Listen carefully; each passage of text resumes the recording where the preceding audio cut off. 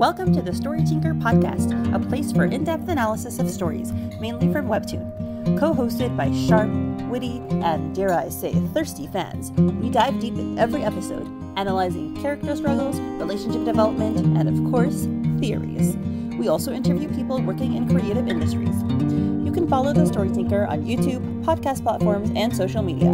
For bonus content, sneak peeks, and more, you can support the Story Tinker on Patreon. We're really appreciative of your likes, subscribes, follows, comments, and ratings on all platforms. Thanks for listening to the Story Tinker, and let's get started. There we go. Hi everyone, and welcome to episode 157 of Let's Play. And today we have Erin and Jenn and Sabra. Hello. Awesome. So we left off last time with Charles being super freaked out about the blood drive. And that is where we continue. We see the building and we see Charles in his office. And Umed is like, Charles, you good, buddy? You seem kind of dashed out of the meeting in a hurry. And Charles is totally pretending. He's like, I'm perfectly fine, Umed. I simply left the meeting in a timely manner. And he is shaking all over. Denial. Umed's like, are you sure? Because you're also talking like a half octave higher than usual.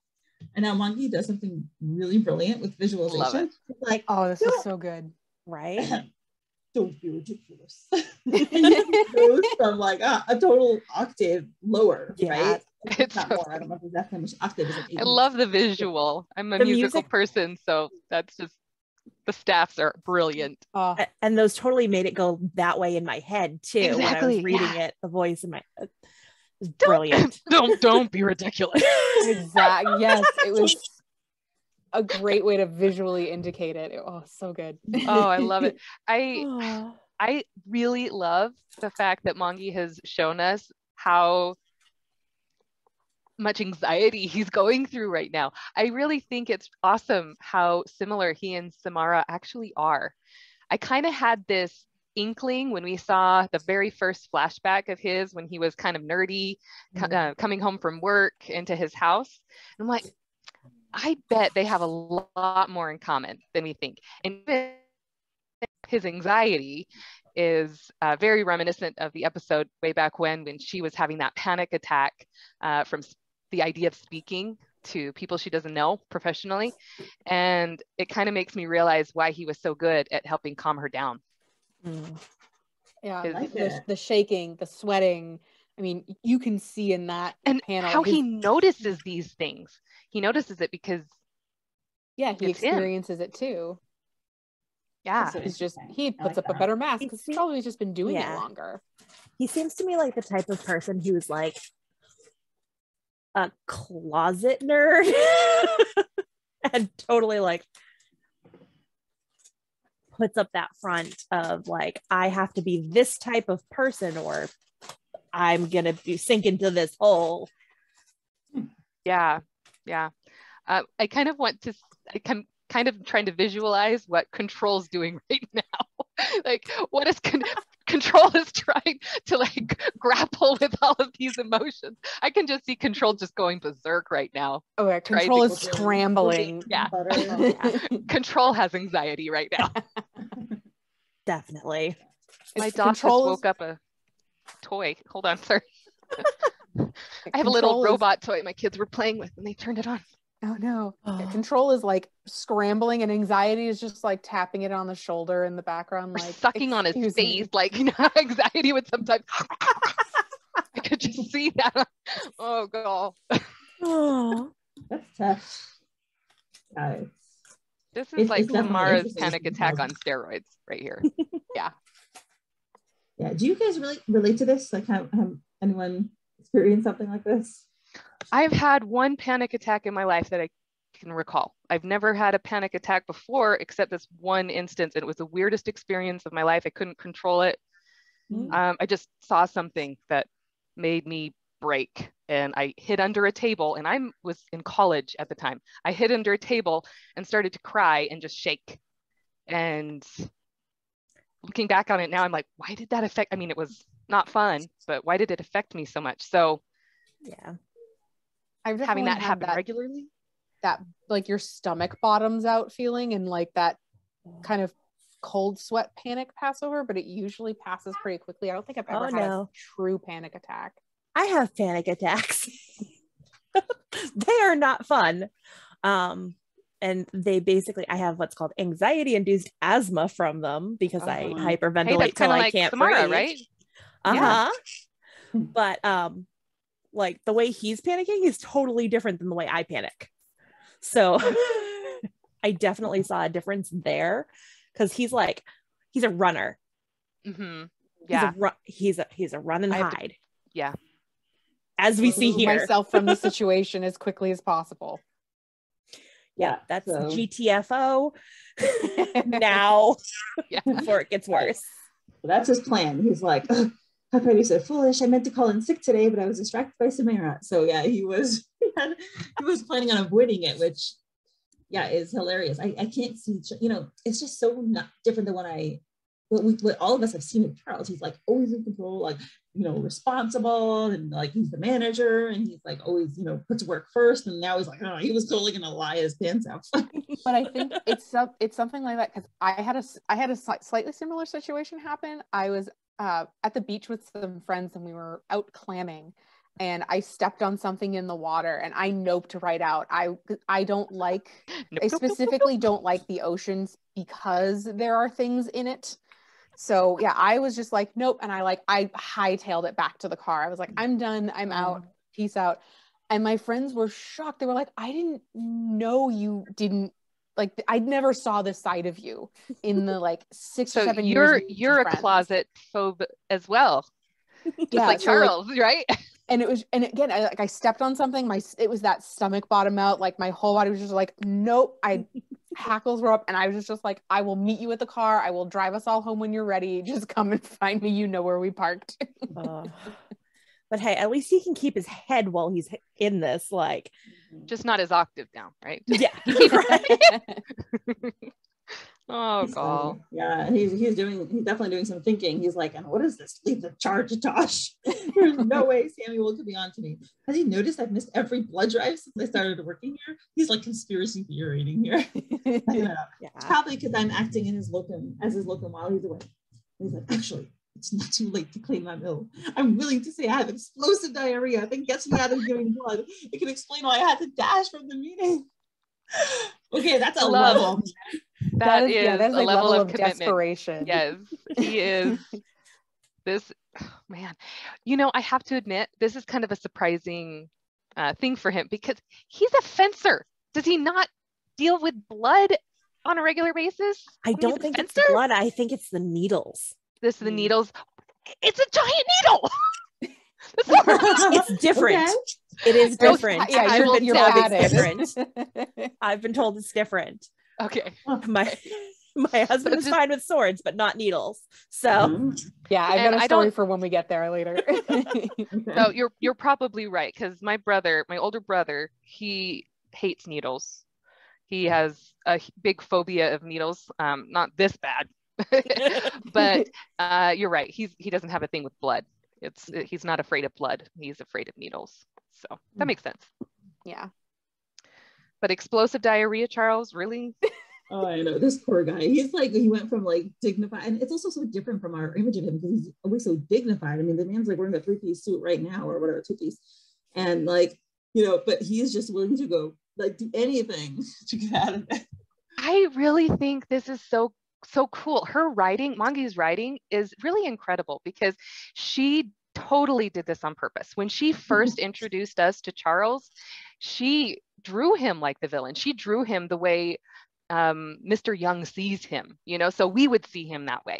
We would see him as the villain, and his nose is up in the air, and he only cohorts with questionable women and things like that. And it's not until we get these little snippets that we start seeing the true side of Charles that he keeps under wraps. First, we see the Charles that's kind of sad because we get a glimpse that he had a marriage that went down. Then we see a glimpse of him being very caring as he's helping Samara, and now we're starting to see his level of intimacy and becoming more attached to Samara. And now we're seeing his panic side, and he is so under wraps.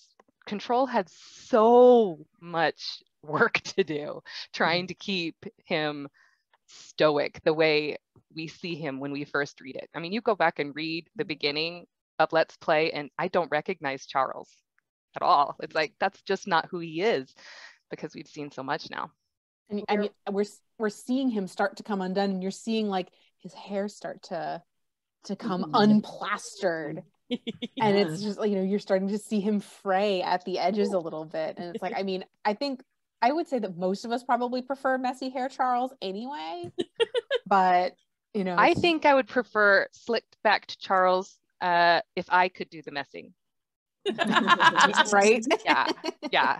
He can be in his suit and tie as long as I'm the one that gets to loosen up the tie and mess up the hair. Right? I think that's a good deal. Yeah, you like that? I think that's good. I do. But I also feel like with a lot of the characters, like sometimes we get a little bit of an info dump on who they are and what their personality is. And with him, we're getting more of that, like, you're discovering along the journey with Samara. Yeah. And I had so many guesses on what he was going to be like. And I'm just like, I'm so right about you. I know you like it. I do. I love my theories. I have a theory. I see Charles as like the Henry Cavill of like Let's Play, because on the outside when you first saw him, he was like this like super buff, and you'd think he was a jock type of character, and then computer at home. Right? And then you find out the man plays World of Warcraft or whatever for hours. And There's almost missed his Superman. He almost missed the call that he got cast as Superman because he was doing a World of Warcraft raid. Yeah. I did not know that. I did know that he is a huge Witcher fan, and he keeps trying to get them to change the script. Well, what if we did this to match the books? Exactly. Actually, in the books, it's like this. Yeah. Some of the actors and actresses said he quoted Witcher podcast, right? Yes. Yep. I've been like very obsessed once I like watched it, which I watched because of Let's Play, because some of the producers also optioned Let's Play from Hive Mind, something like that. It was some way it was related. So I started listening to interviews with Lauren, which she's not even part of Hive Mind, it's other producers. But I started listening to interviews with the showrunner, and she was talking about The Witcher, and I was like, oh, this sounds great. So I watched The Witcher, and then since then it's been ridiculous. I loved Witcher. Yeah, it was awesome. As a bona fide fantasy nerd who's read the books and watched the show, I need to read the books. I know. The books are so good. So it's good. on my list. I had no idea it even existed until I'm like, what am I gonna watch? Well, he's cute. Right? But they are translated from another language to English. It's So not there's Russian, some is it? translation Polish things. Yeah, okay, something like it's that. Polish. That's it. Polish, yes. Yeah, so there are some like translation things where I'm like, that sentence just doesn't sound right, but I'm sure it is right. That's so funny. Oh yeah, we're talking about Let's Play, right? Yes. Yeah. Yes. Sorry. Laptop. No. It was a good comparison, though. It is. Yes. I might have some. I still have 2 podcasts left to record, so if you want to do a Witcher podcast with me. Oh yeah. Okay. Well, back to this. So basically, he's like, okay, we're going with the explosive diarrhea line. That's perfect. He slams his laptop shut, lifts it, and like, I was like, is he breaking it? Like, what's wrong with it? So he just slams it into his backpack briefcase. Or his briefcase, he's. Yeah. I mean, you can't even see his eyes. They're just like. I zoomed in on that. I was like, what is he do? Oh my God, he's feral. I was like, is this part of your plot? Like break your laptop? Is that what the sound of the explosive diarrhea? I mean, what's going on? I've got to escape! The first time I read through, I didn't even realize that was his briefcase. And I'm like, why are you breaking your laptop? That's expensive. Right? I thought he was throwing it, like getting ready to throw it in the trash. I quit. I'm leaving right now. That is a hell of a way to quit. Laughing at poor Charles. So, it's a very Mr. Young moment. Like that's the kind of thing I would totally see him doing. You know what? One thing that I did say a long time ago, you just reminded it me. Theories. I love my theories. I actually thought when we saw, sorry, I can't shut up. I don't know why you have me. Maybe it's just because I can't shut up. Neither can we. It's fine. Friends for left forever. All right. So when we had Charles and Mr. Young in his office, and we see what happened to Mr. Young, and then we also see what happens to Charles with his wife leaving him. I kind of thought, you know what? I kind of feel like Charles was more like Mr. Young, like he loved like Mr. Young would love. And I kind of felt like if Mr. Young's wife did what Charles's wife did, that he would break like Charles did. He would have to shut down because it would be too much emotion to cope. And that's what Charles did. There was just too much. And so that's when control had to take over because he could not function. I mean, Mr. Young can hardly function on a regular basis, you know, and if something really tragic, yeah, exactly. And he's not even really worried about her being unfaithful or anything like that. He's just worried that something would happen to her. So I just see the similarities between those two and also between Sam and Charles. I really think that they're a lot more similar. And if they had similar experiences, they probably would have handled them in similar ways. All right, I'll shut up. Actually, I won't shut up because I think it's my turn. Over, yeah. Thanks for humoring me, guys. I appreciate it. I feel so loved. That's why we're all here is all these theories. Love my theories. Okay. All right. Samara's a grown woman. She can fend for her. She can find her own way home. But I have to get out of here. And he's turning the doorknob and he's opening the door. He's looking down. He's just sweating. All I have to do, he's just thinking this. All I have to do is act casual and no one will notice me slipping away. Right.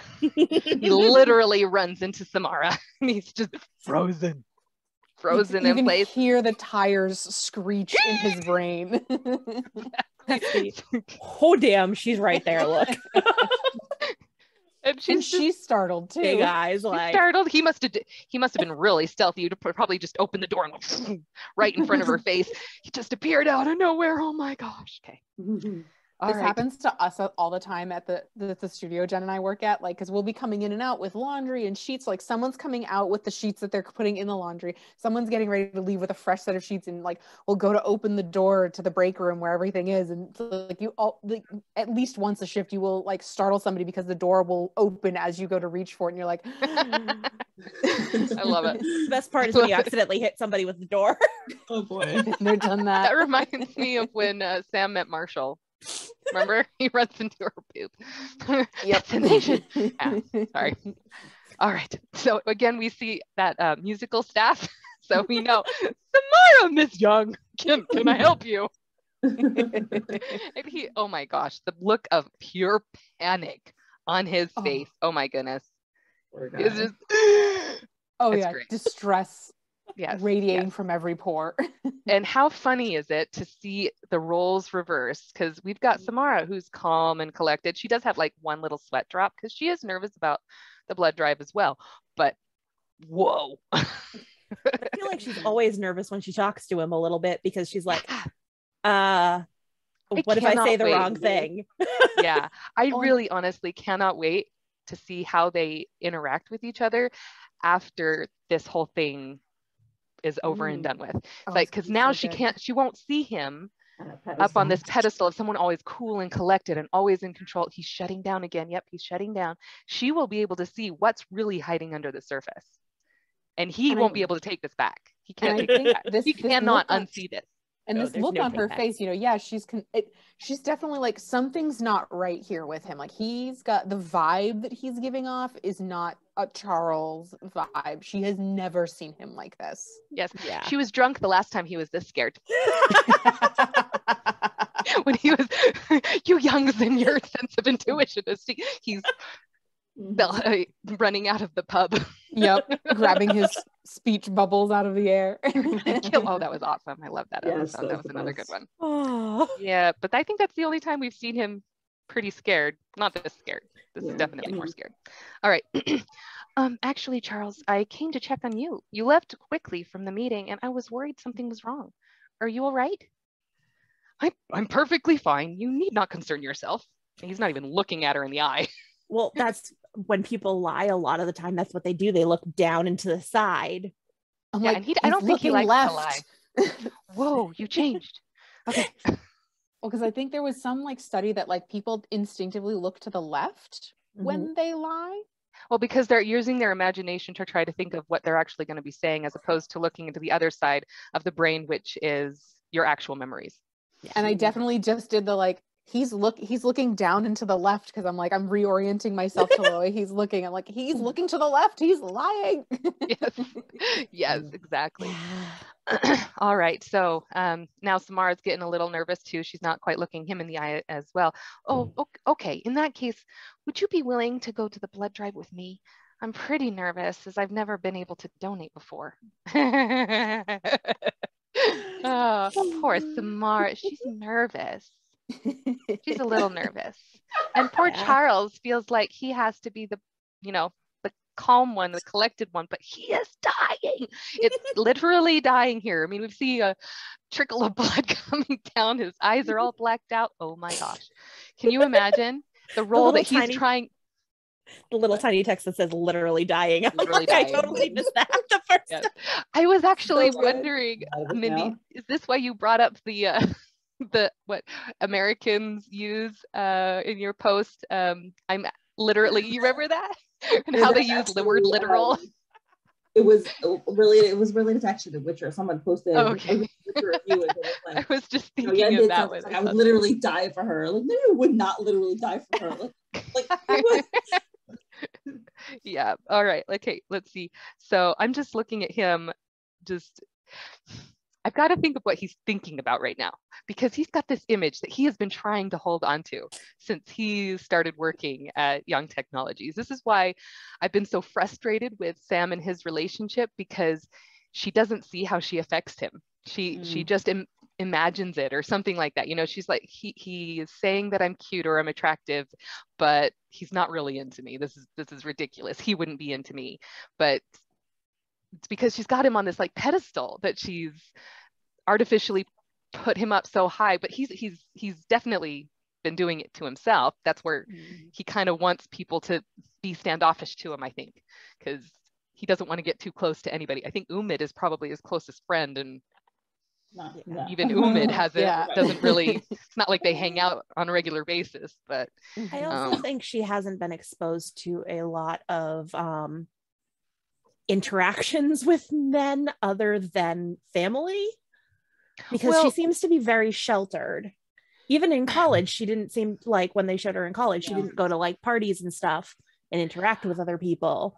That's true. I did think of one thing though, because someone brought up, just on Facebook, on whether or not she should go with Charles if he takes the job or that kind of thing. But it reminded me of how she makes friends. She's really not good with confrontation, but everybody loves her when they meet her. And it reminded me that she grew up basically in a hospital. Her friends would come and go, and she had to make friends with whoever was there at the time. I mean, she heard somebody crying outside her door, and she just opened her door and approached them. So I think there's definitely some truth in that. She's not used to, men like Charles, but I think she is used to creating friends and new interactions. Then let me amend that to, like, she's not used to interacting with men in a way that's outside the scope of like friendship, and that friend zone. People that she's actually interested in. Yeah. I mean, she did the same thing with Marshall. She put him on a wicked pedestal until he played the game and gave her a bad review essentially, and tanked it. And that not only just drop kicked him off that pedestal, but it shattered the pedestal. And now she's seeing him as much more of an equal, because she now knows him personally and has built that relationship back up. But I don't think he'll ever be back on the same level of a pedestal that she has. And this whole interaction in this episode might help bring Charles down a peg or two. I think she's still going to see him a little bit. Yeah, but like he's not like an angel up on high. He's maybe now more in the like okay, you're realm a of human. normal humanity. Approachable zone. Exactly. Yeah, she doesn't have to be so scared of him, right? They can relate on so many other levels than she knew. I mean, let's be real. We're going to see some more similarities here coming up. And you know I'm going to be bringing that up. So I just feel like there's, when I see this scene, I know it's just a really quick little thing and he's just dying here, but I can just imagine on what he feels like he needs to be there for Bunty. He needs to be there for her because that's how he always has been. And he's not having a good time with this. He's having a hard time being. What? Sorry. I think earlier you said, he wants to preserve his image. So I see it more as like he actually just wants to be there for her. Like, oh, absolutely. I don't think he's thinking so much about himself and how she thinks of him. I think it's more like, oh, I want to help her. Mm-hmm. No, I absolutely think that he wants to be there for her. He wants to help her, but it's also part of what he's allowed people to see, even her, what he's allowed her to see. All right. Okay. So I'm pretty nervous. I've never been able to donate before. I'm not worried about the needle. I'm just kind of scared I might faint or get sick. I don't have the best constitution and he's just literally dying. It's ironic. And then what happens later, right? Yes, exactly. That made me grin a little bit just thinking of it. So can you come with me? If it's not too much trouble. And then of course, what does she do? She does. We all have to do our best impression. She does the bunty eyes. I can't do those. Like I can't do those on purpose. Okay. My mom trained me well. We also did the lip quiver. That was a big thing. It was like, who can do the best lip quiver? Like the fake cry. Oh, I'm so serious. Me and my mom would my mom was like, I'm so much better than you at this. I'm like, I am getting better, Mom. We're gonna do this toe to toe. And yeah, so I don't know if I've actually really ever used the lip quiver. It was more just as always as a joke, but that's still I can do the fake cry. I just can't do the will you please come rescue me look. I need to get my glasses on. I don't have that in me. So funny. I'm the total opposite. I get very annoyed when people try to help me. I'm like, I don't want to be the damsel in distress. I want to be the knight in shining armor. Like all my daydreams, when you're like a kid, you watch princess movies. All my daydreams since I was like 5 was like I was rescuing the prince. The prince was falling off the cliff and I was rescuing him. I didn't even think about it. Like in Ruminate. Until I found Tamora Pierce as an author. Angela. Like I could not, like I hated all of those books because I didn't read very much fantasy because why the girls are always the ones with the plan. Why do they look at people and go, what do we do now? Like no man ever has an idea for what to do now in an emergency. My favorite book growing up, one of our favorite books growing up was The Paper Bag. The Paper Bag Princess, in which the princess rescues herself because the prince is just completely inept. Yeah, I love that book. No, that book is brilliant. Yeah. Yes. To be fair, the doe eyes and the lip quiver can be used for malicious purposes. I'm sure. Sam bring myself to do it. Sam does them honestly. I have tried to weaponize them in my life. I think any woman who has mastered doe eyes does manipulate. Technically, we've seen Sam kind of manipulate him when the zipper was stuck. Yes. Yes. She is the doe eyes there. So I think she's learning how to weaponize her doe eyes. If she really knew how it affected him, oh my goodness. I don't think I don't think she really realizes how good those doe eyes really are for her right now. Not yet, at least. No. She doesn't realize she has weaponized them. I just remember back with the very first time when he drops her off at home right before Marshall came out sick, or no, it was after they took him to the hospital, and he kind of, I don't like that I'm this inability that's I'm having that I can't remember how he says it. I can't say no to her. I'm not like, I'm gonna have to put this to a stop. Yeah. Working real well, Charles. Good luck with that. Yeah, he's definitely failed miserably at that. So you can see the next panel. It's from Samar's perspective, looking up at Charles. I was like, you don't have to, of course. If you would, if you think it would be inappropriate. my first thought in this panic look on his face, like this is all of the blood has now completely drained out of his head at this point and has found home elsewhere in his body. Probably. Oh, See, the first thing that went through my mind for me was that little kid in The Simpsons, that voice, the "I'm in danger." That is awesome. I love it. Oh God. Oh, what was I going to say? That totally made me forget what I was going to say. Oh God. Oh God. I really am like Blake. Oh my goodness. What was it? That's awesome. I'm in danger. Oh, not smiling at all. Oh my goodness. So he is just panic stricken. I just think it's awesome that he was willing to use the excuse of explosive freaking diarrhea. And now Sam just gives him those doe eyes and he is just, okay, we're doing this. Oh, yeah. I was surprised. I thought he was still like hightailing out of there. Did not think he was going to be able to stay. But try to convince her, like, no, we don't need to do this. We don't. You're fine, Bunty. You've gotten a lot stronger lately, you know. Or he could have even got. Sure if you're nervous, maybe you shouldn't go. I'll stay here with you. You know, he could have taken it so many different directions, or run to the bathroom. Explosive diarrhea. I can't help you. Sorry. Or tempt her with more, you know. Things that extracurricular. Oh. Yes. Charles. We see a Dungeons and Dragons master with his book, Charles, the Bunty has cast doe eyes.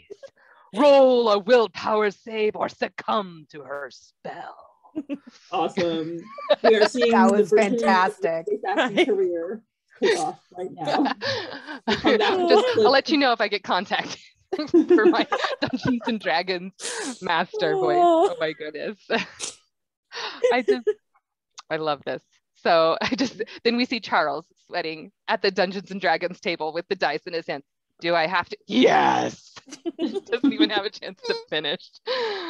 Oh, so he rolls his dice. He gets a 1. Fumbled. A nat 1. A nat 1 on a d20. That's like the worst roll you can get. Mm-hmm. Oh my goodness. Can we just focus on Dungeons and Dragons for just a second here? It is confirmation, hard and true, that Charles is a nerd. Closet nerd. Thank you very much. If he plays Dungeons and Dragons, which is role playing, I might the fact that he knows this much about it. Yes, he is a closet nerd. Literally played it. Yes, at some point, and he's probably good at it. But Dungeons and Dragons, correct me if I'm wrong, it is role playing, is it not? Mm-hmm. Yep. He's okay. So who's played Dungeons? Mic drop right there. I've sorry. My husband is in it as a DM, so he has all the books and the dice and whatever, all that stuff. I love it. I've actually never played, but I can tell you right now, I love it. My husband is our DM, and he's sad that he never gets to play because he's the DM. I have a friend who's a DM that got me back into it as an adult, and I'm like, character creation and world creation, like, and going through that's like my favorite part of the whole thing.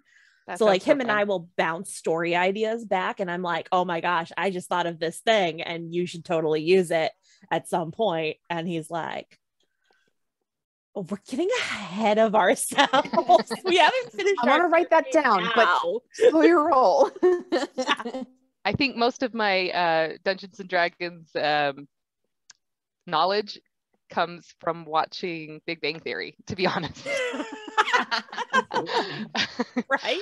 I used to play World of Warcraft a lot, but I never actually played Dungeons and Dragons. But I can tell you right now, I would have loved it. None of my friends played it, and you can't really play by yourself. It's a reason to collect pretty dice. Yes, that too. But if you like WoW, you'll like D&D. Yeah. Yep. So are we thinking that this might be his secret hobby that he's had for a while? I don't know. I feel like it'll be more of a big reveal. Like I think that she wouldn't drop it. This is kind of a hint. This is kind of a hint. I don't think this is Mongi's big reveal on what it actually is. Yeah, like you said, I think it's definitely like he played at one point in time in his life. He was probably an avid player back in Wales, back at home. But maybe, I mean, again, it does not jive with this corporate persona that he's put up. And he doesn't have a huge social sphere. So outside of the folks he fences with, nobody really knows him. So I don't see him like getting together with a bunch of friends on a Saturday night at a table. Exactly. Yeah. And he talked to Sam about how he's kind of been introduced to gaming of some kind, right? He hasn't really said whether or not it's their version of World of Warcraft, or I don't think it would be this exactly, because this is more face-to-face interactive, and he doesn't really, like you said, he doesn't really have a big group of friends that he can just go somewhere and be this kind of Charles easily. So if you've seen me on any of these podcasts, you know that I'm like dead set that Charles is Dion. I'm like one of the few, but I am dead set that he is. So every time I see him, just a little glimpse, I'm like, see, I'm right. He's Dion. But what I do see is that a lot of people who think that it can't be Charles is because his personality doesn't allow for it. I see this evidence of his panic and his willing to say explosive diarrhea, this thinking of Dungeons and Dragons. I think this is just showing how much we really do not know about Charles, and I don't think we can make those assumptions about him. No. So, yeah, definitely. I'd agree with that, because I know a lot of nerds who like bounce from one to the other and don't always play all of them at the same time. Sure, it could be too overwhelming, in all honesty. So it's a lot. There's a lot of tools to hobbies like that, and a lot of expensive tools to hobbies like that. Yep, I believe it. I believe it. This is, my husband plays D&D all the time, and like I had perfect opportunity to join, but I was like, I'm not learning all those rules. Sorry. And all the characters. I'm like, I wonder what character he is. I feel like he would play something like, I don't know why I feel like he would be the type of person to play a bard, but I do. I love it. Love it. I would love to see him sing karaoke or something. I've seen him do that. Yeah, he's got to let control go before he can let himself go. Like yes, that. That's true. That's true. All right. So fumbled, bollocks, and readers say I'm the manipulative one. That is perfect. I love for the bollocks. And that little groan. And Sam's just like, what? What's going on? She's so innocent. Yeah, she's so That's innocent. actually one of my only like real life friend who reads webtoons read this webtoon, Let's Play, and she doesn't like Charles because of this. She says he's manipulative. So I gave her a whole list of reasons why I think that. Thank you for standing up for him. That's my husband's. I couldn't be there. My husband hates Charles because he's manipulative. He's scummy. I hate him so much. Like, I will pass him my phone to read the Fast Pass episodes so he can talk about them with me, and then he hands it back to me with like I hate him so much. My husband loves Charles. Because he's Charles. This is totally Charles. And my last name's Jones. It just works. There you go. All right. Who's next? That's Erin. I think that comes to me. So then we now are down at the blood drive, and we see the sign that every drop counts. And there's people on the tables, and the nurse and everything like that. So Charles is still sweating. He has a cold blush on his face. And probably Sam's nauseous. What do you think? Easily. And he's losing his tie. He is. He is having blush, full like blood drained. I love that Sam's kind of holding herself too, the way she does when she's insecure. So we've got Charles holding his tie when he's nervous or upset. He's and we've got Sam doing her little clutch here, and she thinks Charles is there for her to help keep her strong, and she doesn't really realize how bad he's doing right now. Oh yeah, she's completely oblivious to him. So Go ahead. he can't be like this, right? I mean, that's what she's thinking. It's like, he's the strong one. Oh, it's like in that movie, the new Disney movie. I'm the strong one. I'm not nervous. Oh, Encanto. Yes, Encanto. I love Louisa. And I glow because I know what my worth is. Yeah, right? But under the surface, right? It's Charles. He's falling apart. Yeah, that's his theme song. Under We just pressure.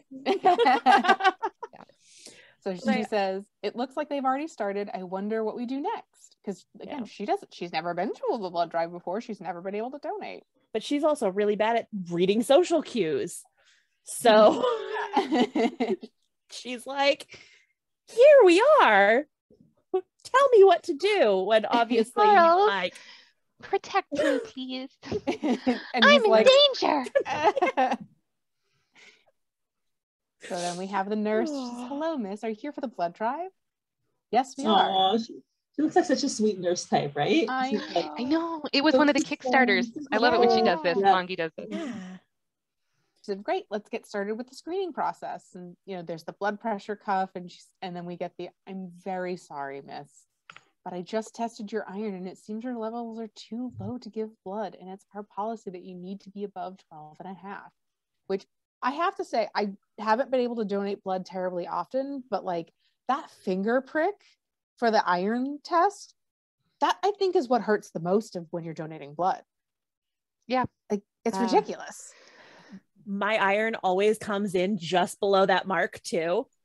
Like, and they were like, had you eaten a spoonful of peanut butter before you came in here, it would have spiked your iron up enough for you to give, but I can't let you now. And we can't read you the test in 30 minutes.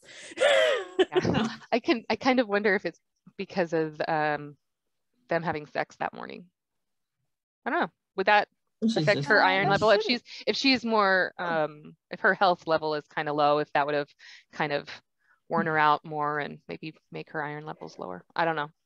Think so, because usually typically when women's iron goes low, it's usually when they're menstruating anyway, because it's the blood loss. So it's that iron in your system. Yeah, I guess I was just thinking because she was a virgin, maybe there was a little bit of blood loss. No, it's not. I mean, there can be some, but I mean, I definitely think it must have thrown her off in general, but I feel like we also know that she's never been the healthiest person. She probably is somebody who's always been on the borderline of anemic most of her life. Yeah. And I think Mongi does this on purpose to kind of give us little cues that we kind of forget sometimes that she's not in perfect health. And I think sometimes Mongi does this on purpose to just kind of like remind us, she is on the weaker side. She does have all of these little episodes and things that are difficult for her. Yeah. Because I think we forget. So Sam shrugs. Oh, it's okay. I wasn't expecting to donate anyway. Again, part of the, I'm the boss's daughter. I've got to at least try. And he's not here. Her dad's not here to stop her. Because I guarantee you he's never let her donate. Oh, that's, Oh, that's a good point. Yeah, he probably wouldn't have let her. No. So, she's spreading her wings now that dad's there, her brother's not there to stop her what? either. That's why I really like Charles. He's really the only one that's encouraged it. He's the only one that's really encouraged that behavior from her. Exactly. And shown irritation when people treat her the way they do. Yeah, very, very good point. Yeah. That is what you should say to my dear friend. I need to have you talk to my friend. I'm sure I'd be happy to. Yeah. I love that he would get irritated when people treated her like a child. And he would show that to her. He wouldn't just hide it. He would show it to her, and then she would kind of see, you know what, he's right. Yeah. I think she really needed a friend like Charles. No matter what happens. Yeah. And then she hears a whisper next to her. Madam, I will give you $20 if you place a plaster on my arm and call it quits. And she leans He doesn't even want the finger prick, I bet. No. Right. She leans back in the chair to look across the partition. And then the other nurse says, sir, we only accept blood donations from volunteers. And Charles is doing this like, I am trying to reason with you, woman. Please understand what I think. Like, read my mind, please. Right? She's like, you don't have to if you don't want to, unless you're under some sort of duress. He's He goes, of course I'm under duress. Have you met my employer? Truth. Right? I'm supposed to set an example for the company while he is away, and he expects me to donate in his absence. And this woman, she's probably very confusing. She's probably never had this kind of interaction before at all of the blood drives she's done. I don't know what to tell you, sir, but I'm not going to give you a Band-Aid so you can pretend to donate. Also, could I just say, this is like not a very thought out plan, because you have to sit there in the chair for like 10 minutes to donate. Like nobody's gonna, it's not gonna work. Like, he just wants to get the Band-Aid, run upstairs. See, I donated. Yeah. It's kind of like that TikTok of like, they're gonna know. No one's gonna know. They're gonna know. How would they know? Had he been smart, he would have like paused on the way down, like had Samara pause somewhere so he could go to the first aid kit and grab a Band-Aid for himself. Grab a Band-Aid and a cotton ball. Nobody would know. How would they know? Yeah. Exactly. Not thinking straight. Well, I mean, yeah, whatever. Yeah, let's just say he's not thinking straight. Well, and at this point, I mean, the last time I donated, they did like the big cotton gauze thing, and then like the big like red medical tape around your arm. Like it's not a Band-Aid that they just slap on. Like I looked like I had a tourniquet on my arm for like an hour or two afterwards. He could have at least Band-Aided his finger and been like, "Oh, they told me I can't. Iron. Sorry, I'm disqualified." You should have told them about its explosive diarrhea. Yeah, I have explosive diarrhea. I don't think I can't sit for 30 minutes for the donation. And so she responds with, well, my integrity as a phlebotomist, I will give you $200 for it. What arm do you want it on? It's a pretty good price for a Band-Aid. Right? Yeah. The whole episode was hilarious. It was fantastic. So many funny lines. I love that Sam's just listening to this whole interaction. Right? I know, right? He thinks like he's right next to her, like you can see. Right, like it's its own room. He has such tunnel vision trying to get out of this whole blood drive. Truth be told, he looks like his iron's low. And he's probably raising his voice as he's doing this and not even realizing, because octave higher. I will give you $200. Right? I would even think, I mean, if they're testing, I saw the blood pressure cuff earlier when they were telling Samara that she couldn't donate. I'm like, if they're going to take, I don't think he'd be able to pass it just on a blood pressure check alone. His blood pressure's got to be through the roof right now. Mm-hmm. Absolutely. Poor Charles. And yet we laugh so hard. It's funny because it's realistic. It is. Well, and it's funny because it's not happening to us. And it's not happening to Sam, to be fair, right? It's happening to Charles. It's presented as funny also. It all has to do with like Monty's treatment. She could have made it sad or whatever. But it's true. Panic attacks aren't funny. No. But the way she does it, explosive diarrhea, helps us see it in a positive, humorous light. And somehow through the tone, you don't feel like it's this super sad, serious, like, oh no, he's genuinely afraid. It's, oh, hey, he's afraid of needles. And by the way, we're going to try and put him through a blood drive and see what happens. He hasn't shut down yet. He's still in fight or flight. He's still in, how can I get out of this? I'm going to work. I'm going to get out of this. But yeah, he hasn't quite ceased functioning yet. Yeah. He's gone from flight mode to that mode where you make the list of everything that has to get done and you shut down other than that list until the crisis is resolved. He is definitely in crisis mode right now. Yep. So Jen, I believe this is where you pick up. Yes. So Samara is all of a sudden behind his chair going, Charles, is that really how you feel? And he's just like, oh no. And then you see him look back like, he looks just like a little kid right here. Right? Like, Mom, like, Samara, she's like, it's okay, Charles. I'll take care of it. Ma'am, this man won't be giving blood today. can he be excused? And she's, as she places her hand on his shoulder. The look on Charles's face. That he defeated. looks like a kid that got in trouble, and she's like his mom coming to the principal's office to bail him out. Yeah, it does. It doesn't look quite like relief. It looks almost like shame. Yeah.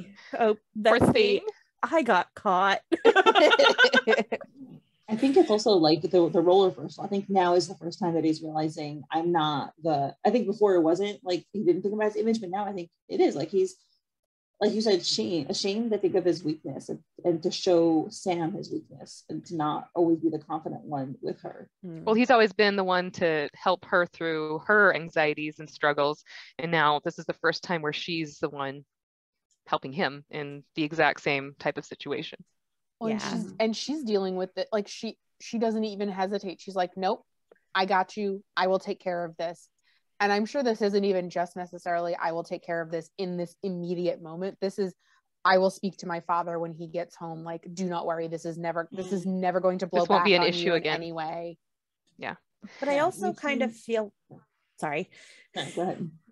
I feel like she's in this moment really relating to him and just like, dude, I know how you feel, you know? Well, I mean, I think this phrase that she says before, is this how you really feel? I mean, this is the first time she's seeing this part of Charles, this not cool, collected Charles, right? And I mean, even hearing his opinion of his employer, it's like, of course I'm under duress. This is she heard that. She heard how he can feel so much under pressure from her dad that he feels like he has to put himself in this situation that makes him this uncomfortable, that he has to bribe the phlebotomist to put a band-aid on his arm. But she is. And so I think it also is a big deal because the anxiety is technically almost being caused because of her father.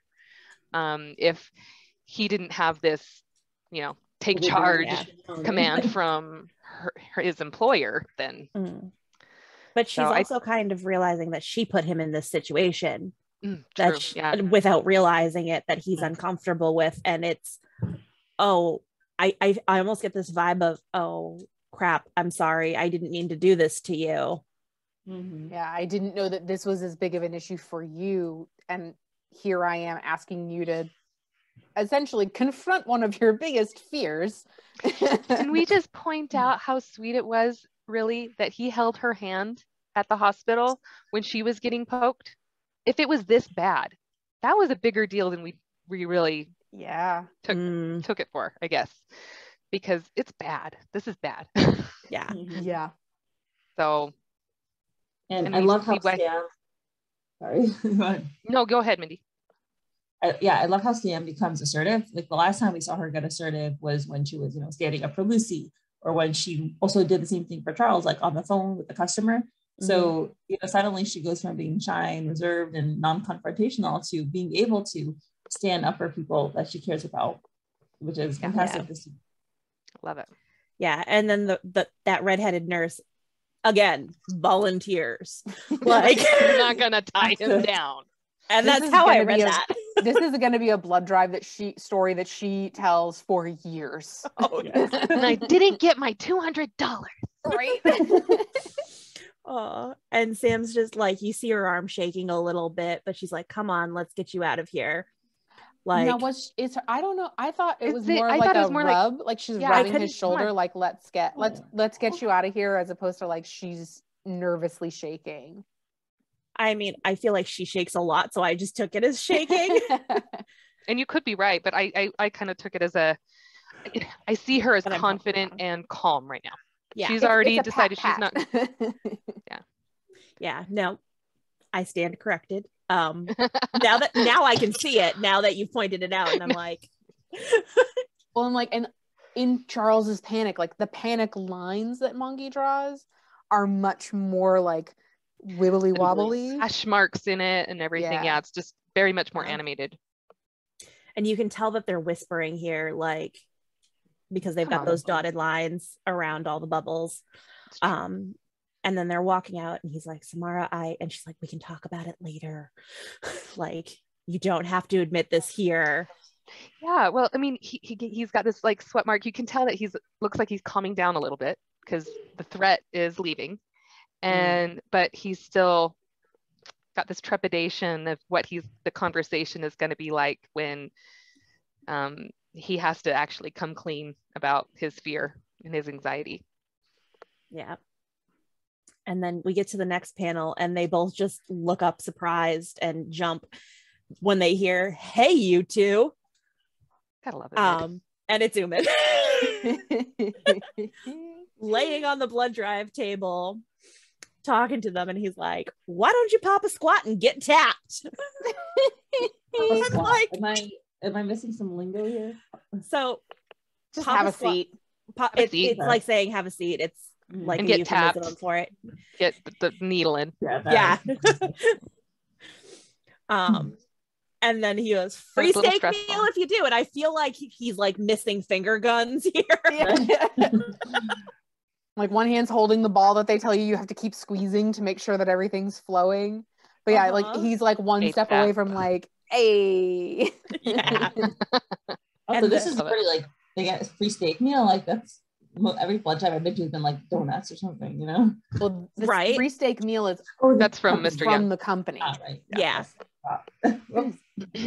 Yeah, that's a reward for donations from the company. And Charles, just the next panel of Charles was just, I looked at that and went, oh poor baby, because he's like, and it's literally that.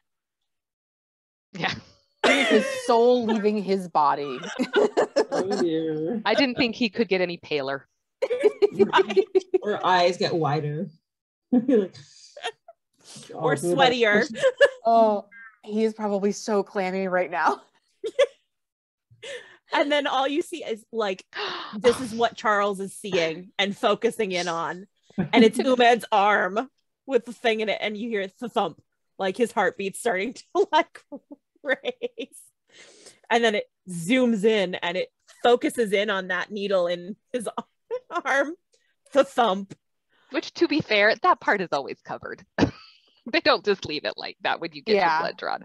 But I don't remember being covered. Okay. Yeah, I don't remember it being covered either. Really? Oh man, it's been a while since I've donated. Well, and like the needle itself isn't covered, but I mean she shows it there that the connector piece to the tube is like they tape everything down. So yeah, it's not just like hanging out willy-nilly, but yeah. He is looking specifically at where the needle is poking into the skin. That is what he's looking at. Yes, and he's focusing in on that. And that next panel where he zooms in that focus onto where that needle is going on into the arm, and you can see the little sparkle on the metal. You can hear that thump, thump, thump, thump. with the bigger the bigger print, the thump. And all of a sudden we got a panel of Samara going, "Not today, I'm afraid. We didn't pass the screening." And you see Sway as Charles is just like going down like a ton of bricks, dropping like a log. And she's hearing him fall, and she's turning around and like, "Charles?" And he just drops, and it's Charles. Why did it have to be the end of the episode? Right. Oh man. Yeah, pure robotic. Now we can take bets on whether we're resuming here or somewhere else.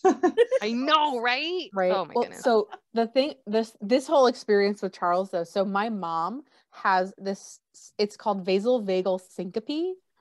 So if my mom donates blood, her blood pressure bottoms out because of and it's like once it's in and once, like she could look at the needle once it's in, and once it's in, it's fine. But her in that process of just like getting her to that point, her blood pressure bottoms out and she will drop. She will pass out because there was it took years for her to figure out what this was. They were doing a bone marrow like testing thing and blood drive. And my mom's like, she knew at that point that this is the thing that happened. She's like, "If you just lay me down and put my knees up, I will be fine." And the nurse was like, no, I've done this hundreds of times, honey. It'll be fine. And sure enough, the woman puts the needle in my mom's arm. She goes down like a sack of bricks. And my dad's like, "I don't know her."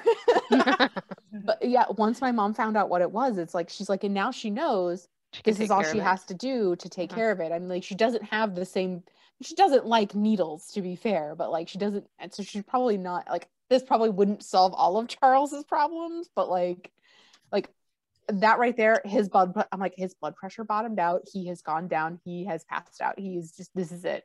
His soul left his body in that gasp, and who knows when it'll be back. Can I just say, I remember two things that are exactly the same as Samara. You mentioned how somebody mentioned who he must be really sweaty and clammy now. Do you remember when she was holding hands with Link, and then he has Sam? I know now's a bad time to say, but your hand's really sweaty, right? That made me think of that. And then when she talks about how the last time she tried to speak publicly, she passed out and hit her head on the podium.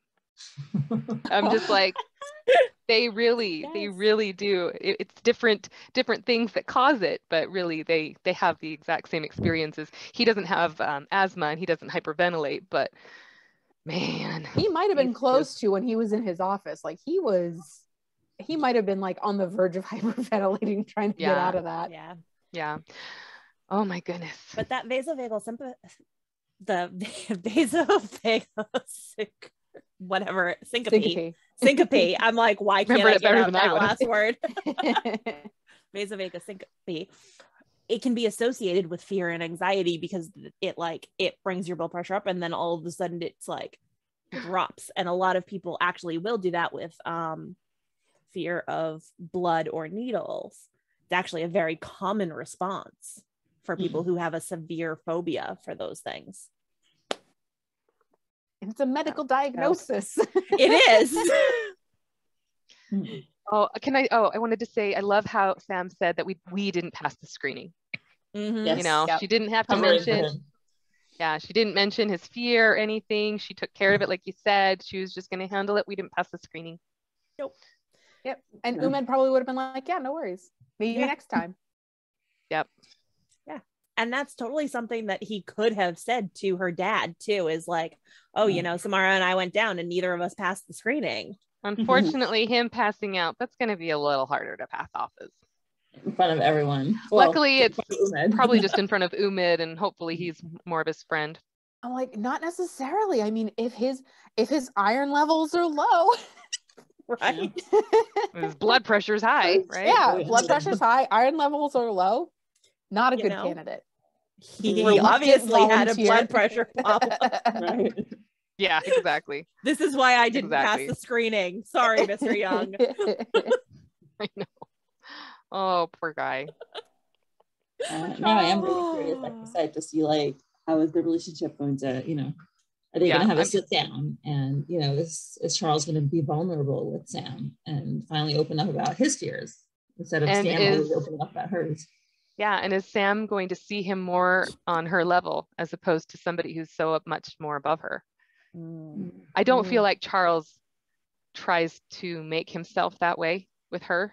I feel like he's actually come down a lot when he's with her, but just still the way she sees him, or imagines what he's thinking.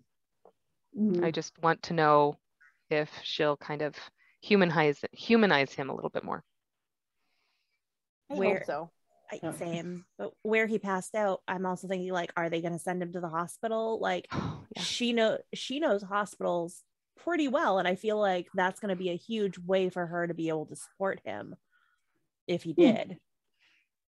I don't think they necessarily, I mean, unless he hits his head, I don't think they'd necessarily send him to the hospital. They'll probably put him on one of the tables that's not being used and be like, put your knees up, or you know, give him a juice box and some cookies.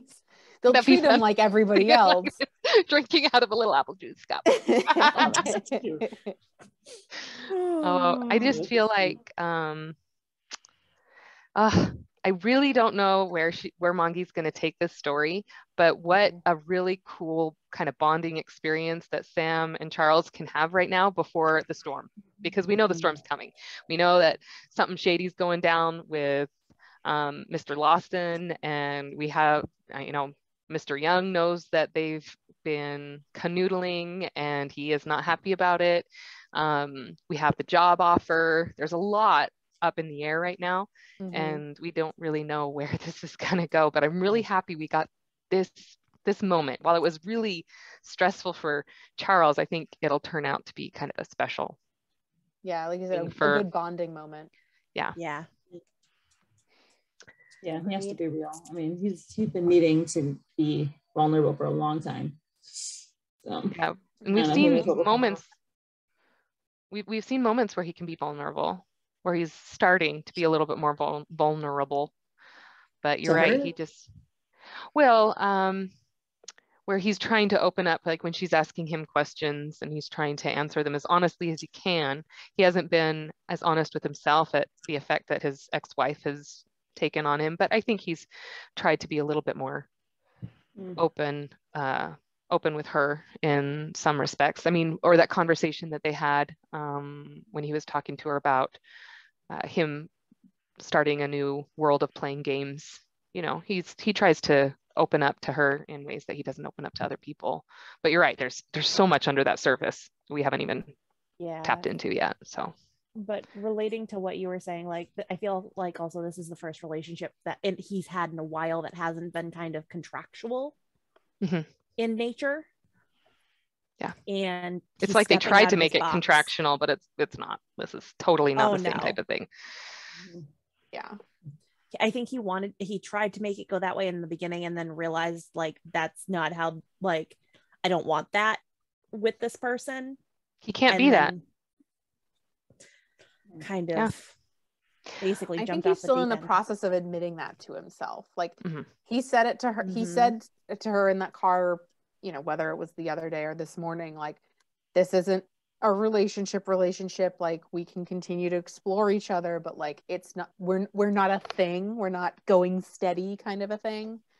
But like I think he's still in the I think watching her sit down in the meeting and struggle through that, which was adorable, related to that real hard.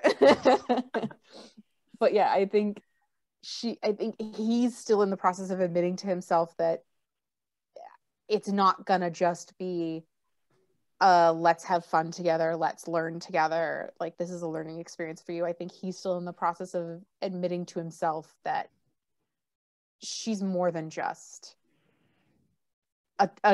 she's more than just a tutoring session for him. Like there is more. She thinks. Yeah. Well, I think that's one of the reasons why I don't see him and Eva ever working out, because Eva had some feelings for him, but he, as soon as that happened, he was out. He was gone. He did not have that thawing of the heart experience with Eva, and I don't think anybody.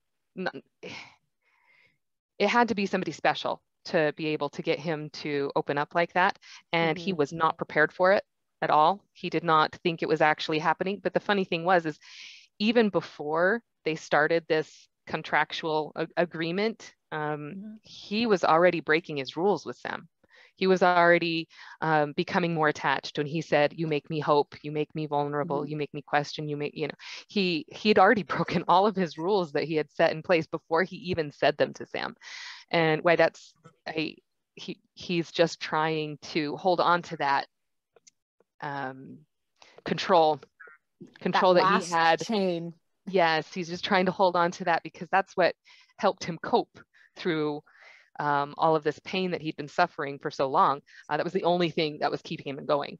But now he's got a safe place in Sam, and it's starting to thaw out. He was able to break through that ring shield that was surrounding his heart. So now his hearts are all but thawed, and now he's able to actually feel again. And he's growing closer to Sam than she's growing to him. And that's because she still sees him the way he portrayed himself, the way he said, I'm a grumpy old goat. You know, she does care for him, but I think she's having to hold back because of how she sees him. And she's she just trying to respect his boundaries. Yeah, but she doesn't see what she does to him and what he's already gone through and what he's already let go of because of his relationship with her. So as somebody who does I am definitely a charm shipper, but I feel like they've been building this sort of friendship that's a good base for a relationship without even realizing that they're doing it. Yeah. Yep, I agree. I like Marshall a lot. He's a sweetheart, but he just does not have the same connection that Charles has. I mean, Marshall's the good friend, and they support each other through the stuff that they both need to go through. Like Sam will help him with the programming side of things, and he'll help her with following your side of dream things for her next game and stuff like that. And that will get him out of his funk. But Marshall's the bestie that's like totally friend zoned. Yeah, but he's happy there. Like, I don't think he's gonna be sad there. Nope. Yeah, I think there's also not enough time to build a romantic relationship with Marshall, because we've been developing Charles since like the beginning, and we know it'll end in season 4, and we're already like halfway through season 3. So I don't think there's enough time to go in a romantic direction. Yeah, I know. I think Marshall will flounder a little bit and maybe think that that's happening, but once it gets shut down, and be like, oh, that's not what that was at all, and I am so sorry. Yeah, no, I think there's a lot of good things that are going to happen with Marshall, hopefully soon, but that boy needs. You're right. He does, but I keep thinking about the lessons that each person is having to learn. Mangi has surrounded this story with people's trauma and trials that they have to go through. I mean, Link and him recovering from the loss of his father, which we got to see kind of in hindsight.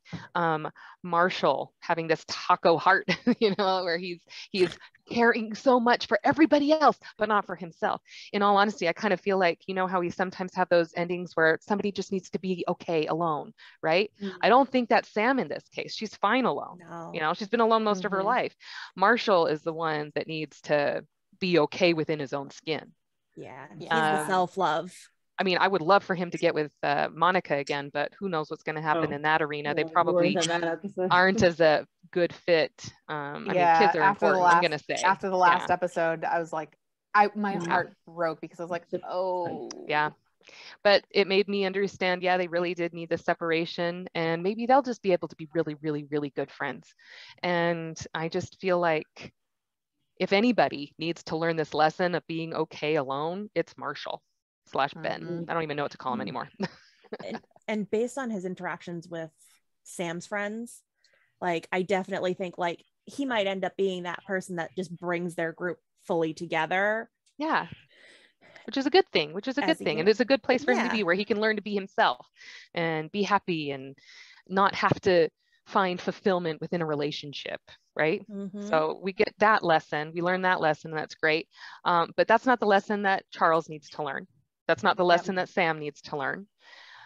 Sam needs to learn to be confident in herself and be able to see herself as a woman and not as a little child. She needs to learn to stand up for herself, and Charles is teaching her that. And Charles needs to learn to have faith in people again. He needs to learn to have friends again, and learn obviously to love again. And so it's because let go of that control a little bit. Let somebody else take the lead. Let him be himself with other people around him and be able to, So those are the lessons that I hope get learned throughout this, and why I'm hoping that Charles and Sam is endgame, because I see that as more healthy than any other combination. So. You want to know what I really want to see at the end? I want to see the Bowser forgive Marshall. I do. Yeah, let him love him. Just need some pats. Just needs to pet him once. Yeah. And I think maybe that will be his, endgame moment of I'm okay. Right? No, Bowser sees that would be enough for Ben. This pinnacle of self-love. That is my Marshall endgame. I could see that. Like, I really could. I could see that being okay for Marshall. That's like the dog loves me. All the puppers. Yes. That's good. I thought you were gonna say a Bowser Dinah wedding.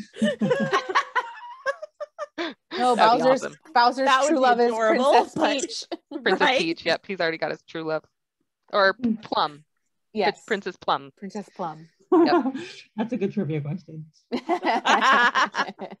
Yeah, Mangi did a trivia for patrons, and it was 20 questions. For the first 10 questions, it was like split in half.